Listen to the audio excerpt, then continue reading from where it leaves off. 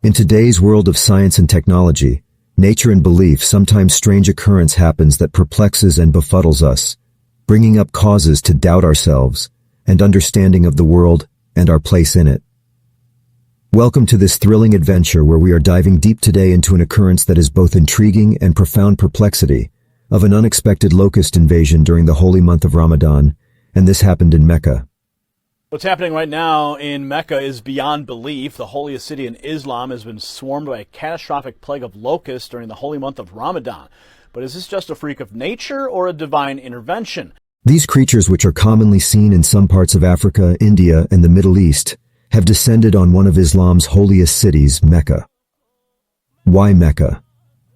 During the holy month of Ramadan, locusts in a form of swarms of grasshoppers in their millions covering the entire landscapes of Mecca. They live in a living, chittering cloud.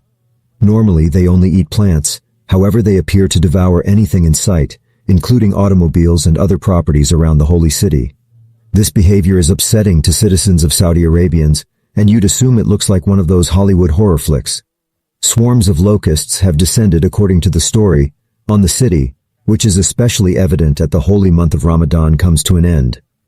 The event has caused a great deal of distress to locals whom are attempting to avoid the disaster, but this invasion has resulted in an increase in the number of insects, and a lot of questions have arisen, and everyone can't understand why this happened to Mecca. Why is it that at the end of Ramadan, which is the holiest month for Muslims, this locust invasion took place? These have sparked debates around the world. Is this an attack from above? This is something that some people believe to be a manifestation of divine intervention, or a fulfillment of a prophecy. Others, on the other hand, consider it a miracle, but is it truly one?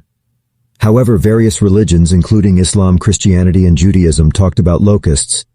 Infestation is frequently regarded as an indication of the Bible's divine judgment or punishment.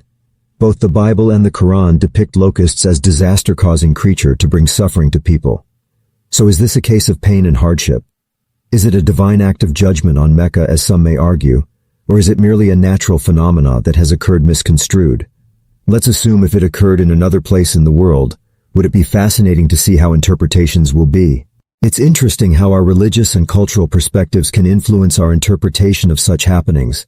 In the Quran, verse 133 of chapter 7 says, "So we let loose upon them the flood and the locusts and the lice and the frogs and blood, all explicit signs.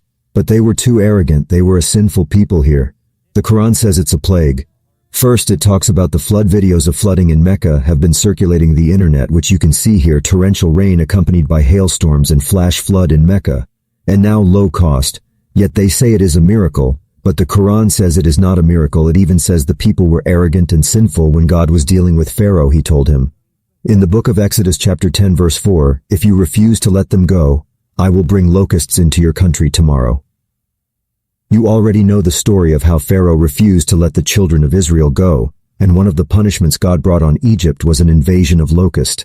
Exodus chapter 10 verse 12 says, "And the Lord said to Moses, stretch out your hand over Egypt, so that locusts swarm over the land and devour everything growing in the fields, everything left by the hail."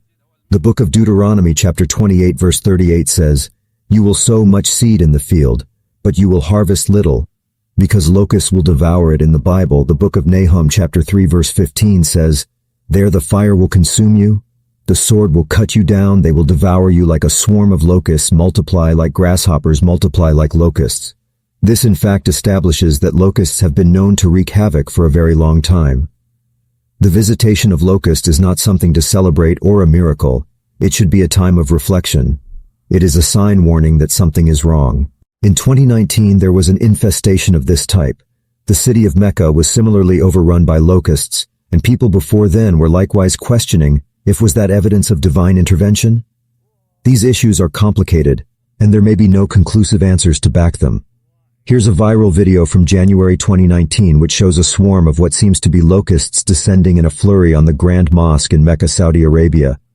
It may surprise you that the flooding and the locust invading Mecca are also a warning. Even the Quran predicted that. And the fact the flood occurred while the pilgrimage was ongoing, and at the end of the fasting period, locusts invaded these places. This really calls for a reminder and reflection that something is wrong somewhere, which we can't possibly find out. Also, the locust also invaded the mighty King Abdulaziz's Sports City Stadium, which had the one and only Cristiano Ronaldo, the legend from Manchester United and Real Madrid, playing for his new team Al Nassr. It took fans to surprise as the biblical swarm of locusts descends upon the stadium that evening, causing a lot of distraction during the football game. That strange scene got social media talking, despite it was portrayed to remind us that this was normal due to locust season, which is probably common in regions like Africa and South America.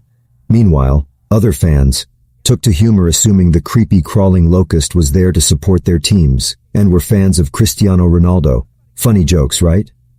According to the scriptural account in Revelation 9:3, a swarm of locusts descended upon the earth from a cloud of smoke.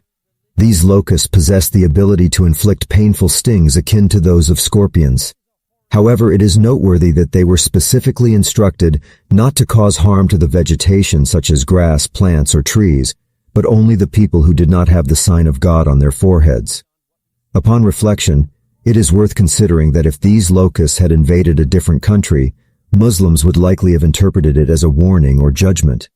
However, due to the occurrence taking place during the holy month and within their sacred city of Mecca, Muslims are inclined to believe that God is imparting numerous revelations to humanity in the form of warnings, regardless of everyone's religious belief. The desire of the divine entity is for individuals to renounce immoral behavior and embrace the teachings of the deity's Son, Jesus Christ, who made a sacrificial offering to absolve humanity of their transgressions. It is worth noting that various belief systems and religions exist concurrently. In the realm of religious diversity, various belief systems exist worldwide, each characterized by distinct doctrines and practices. However, adherents of Christianity maintain the conviction that Jesus Christ represents the exclusive path to attaining salvation. This belief finds support in the biblical text, particularly in John 14:6, where Jesus unequivocally proclaims, "I am the way, the truth, and the life. No one can come to the Father except through me." The biblical passage found in 2 Peter 3, verses 9 says the invitation to believe in Jesus is open to everyone regardless of their background or circumstances. In conclusion, Jesus Christ is the only way to salvation because he is the only one who has paid the penalty for our sins and has power over sin and death. Believing in Jesus is not exclusive or narrow-minded, but is a recognition of the truth that God has revealed to us.